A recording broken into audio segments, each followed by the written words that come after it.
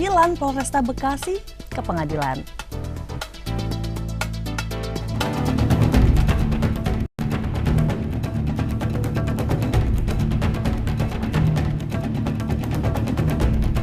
Penjemputan Vicky Prasetyo oleh pihak Polresta Bekasi Kota usai menghirup udara bebas setelah menjalani hukuman di Lapas Bula Kapal Bekasi Sabtu lalu berbuntut panjang.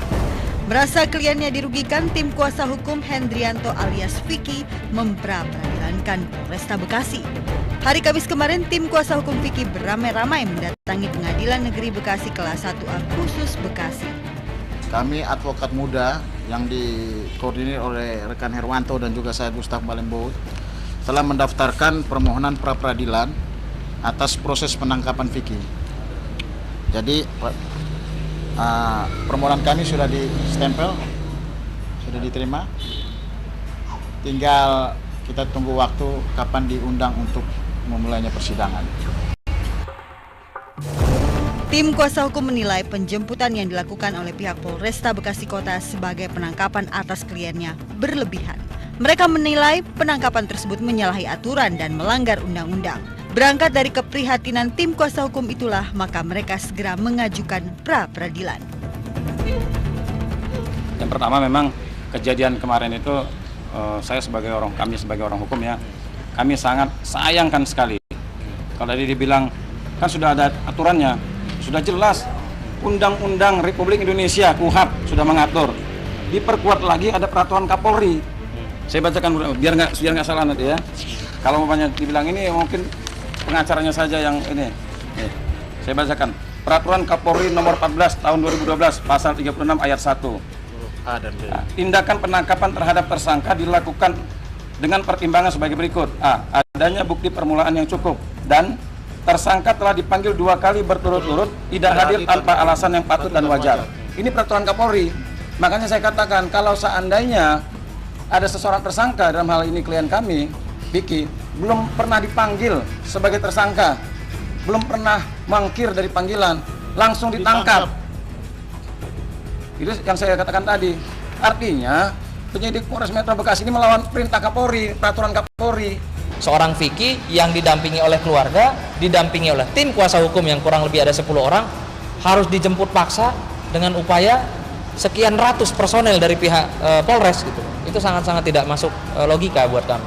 Penjemputan sendiri sudah kita lakukan dengan benar.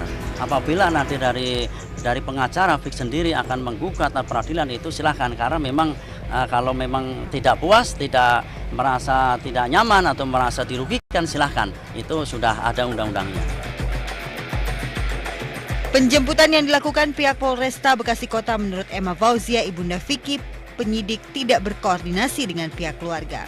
Emma mengaku kaget dan tidak mengira anaknya yang telah mendekam di Lapas Bula Kapal selama 1,5 tahun begitu bebas langsung digelandang pihak Polresta Bekasi Kota. Vicky dilaporkan telah memasukkan surat tanah. Dari notaris dong. Yang bodong itu kan Vicky bukan bikin di jalan-jalan dia cetak, itu kan dari notaris. Maaf. Kalau memang bodong nggak jadi sertifikat balik nama. Udah jadi sertifikat lupa, si pelapor pun yang mengizinkan untuk balik nama. Jadi bukan notarisnya, tapi suratnya. Surat hak untuk menjual yang palsu. Sampai saat ini pihak penyidik belum menyerahkan berkas ke pihak kejaksaan, sehingga belum jelas kapan perkara Vicky Prasetyo bakal disidangkan. Demikian juga dengan berkas pra-peradilan terhadap Polres Bekasi Kota kapan akan digelar. Namun yang pasti, tim kuasa hukum Vicky menuntut 500 juta. Akankah pengadilan memenangkan pihak kuasa hukum Vicky dan mewajibkan Polresta Bekasi Kota membayar 500 juta rupiah sesuai tuntutan mereka? Yang pasti, kasus pemalsuan surat tanah yang dituduhkan kepada Vicky dikabarkan telah menyeret nama pedangdut Zaskia Gotik, mantan tunangannya. Kalau memang untuk aliran itu dialirkan dana itu kepada seseorang, tentunya kita akan memanggil sebagai saksi. Tetapi sampai saat ini pengakuan dari Vicky sendiri masih untuk bisnis, jadi tidak ada sangkut pautnya dengan seseorang.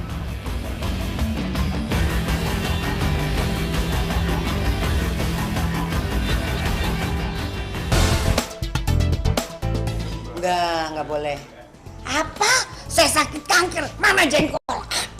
Mana nasi panas? Langsung gitu.